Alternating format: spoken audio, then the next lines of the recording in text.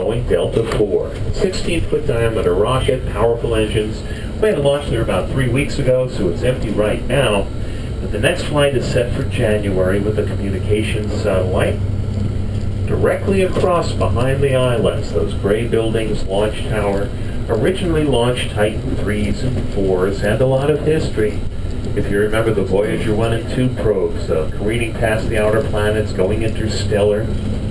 But this actually reopened about 2 years ago as the first private launch pad at Cape Canaveral for the SpaceX project. They signed contracts with NASA to send supplies to the space station.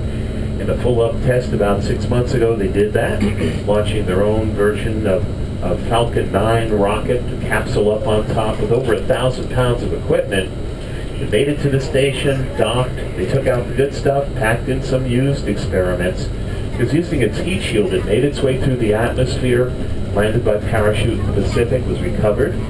The first official flight was just about 2 weeks ago over there, another Falcon 9 and capsule going to the space station. It's still joined on.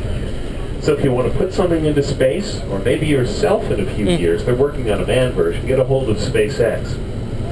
At the end of the island, we'll get a closer view over there when we go by the shuttle pads, Pad 41 for the Lockheed Martin Atlas V. Now they stack the rocket up in the building, only roll it out about 24 hours before launch. That is the next launch, November 13th, launching the third flight of an X-37B. Imagine a shuttle orbiter like Atlantis, shrunken down about the quarter its size, a cargo bay, wings, but no people.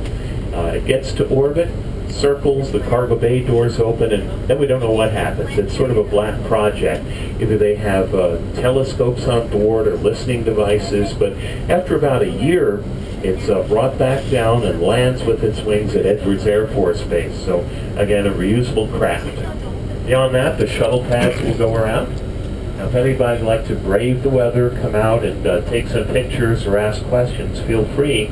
But do please stay on the concrete or the stands and not into the grass.